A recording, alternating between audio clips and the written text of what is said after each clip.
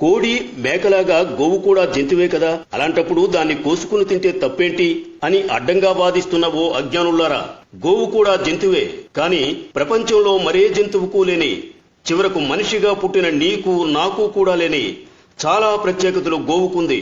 అందుకే హిందువులు తమ తల్లి తరువాత తల్లి స్థానాన్ని ఇచ్చి గోమాత అని గౌరవంగా పిలుస్తూ పూజిస్తారు. నీ చదువు, నీ సంస్కారం, నీ విచక్షణ, నీ విజ్ఞత, నిజాన్ని నిజాయితీగా స్వీకరించే వ్యక్తిత్వం నీలో ఉంటే గోమాత గురించి కొన్ని నిజాలు చెబుతా. ఆవు ఒకవేళ విష పదార్థాలను తిని ఆ పాలను మనం తాగితే రోగగ్రస్తులవుతామేమోనని ఒక ఆవుకు ప్రతిరోజు ఒక మోతాదుగా విషాన్నెక్కించి 24 గంటల తరువాత దాని రక్తాన్ని, పాలను, మూత్రాన్ని, పేడను ప్రయోగశాల ల్యాబ్కు పంపి వీరు ఎక్కించిన విషం ఎందులో కలిసిందో పరీక్షించారు. అలా ఒకరోజు 2 రోజులు కాదు, ఏకంగా 90 రోజులు ఢిల్లీలోని AIIMS, all India institute of medical sciences కు పంపి పరీక్షించారు. ఆ ఆవు పాలలో గాని, రక్తంలో గాని, మూత్రంలో గాని, పేడలో గాని విషపు ఛాయలేవి కనిపించలేదు వారికి. గరళాన్ని శివుడు కంఠంలో దాచుకున్నట్టు ఆ విషాన్నంతా తన కంఠంలో దాచుకుంది గోమాత. మరే జంతువుకు లేని విశిష్ట గుణం ఇది. ప్రాణవాయువును పీల్చుకుని ప్రాణవాయువును వదిలే ఏకైక ప్రాణి. విషాన్ని హరించే గుణం ఆవు పాలకుంది. వైద్య శాస్త్రానికే అర్థం కాని రోగాలను సైతం తన మూత్రంతో తరిమి కొట్టగల శక్తి గోమాతది. ఆవు నెయ్యి, బియ్యం రెండూ కలిపి వేడి చేస్తే ఇథిలిస్ ఆక్సైడ్, ప్రోపలిస్ ఆక్సైడ్ అనే శక్తివంతమైన వాయువులు విడుదలవుతాయి. కృత్రిమ వర్షాన్ని కురిపించడానికి ప్రోపలిస్ ఆక్సైడ్ శ్రేష్టమైనది. గోమూత్రం ప్రపంచంలోనే సర్వోత్తమమైన కీటకనాశిని. గోవు పేడ, మూత్రం ద్వారా తయారయ్యే మందులతో ఉదరకోశ వ్యాధులను నయం చేయవచ్చు.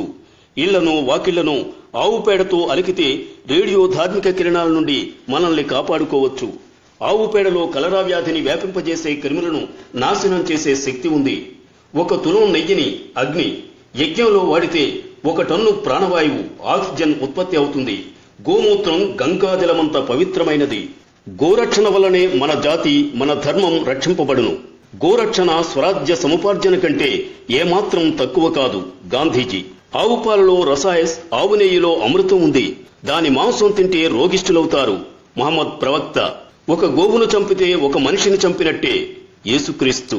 గో క్షీరము గొప్ప మందు, దాని నెయ్యి గొప్ప ఆరోగ్యప్రదాయిని, దాని మాంసం రోగకారకము. హజరత్ మహమ్మద్. గోవులు మానవ సమాజమునకు 1 గొప్ప వరము. ఎక్కడ గోవులు చక్కగా పోషించబడుతూ రక్షింపబడునో ఆ దేశపు భూములు గొప్పగా నుండును, గృహములు ఉన్నతి చెందును, నాగరికత పురోగమించును. మహమ్మదీయులు మత గ్రంథమైన ఖురాన్లో ఎక్కడనూ గోవధ సమర్థింపబడలేదు. హకీల హజ్మల్ ఖాస్. గోహత్య ఇస్లాం మత నియమములకు విరుద్ధం. తోహాస్వి హింద్ బిజారు. భిన్నత్వంలో ఏకత్వం ప్రపంచంలో 1 భారతదేశంలో తప్ప మరెక్కడైనా చూడగలవా?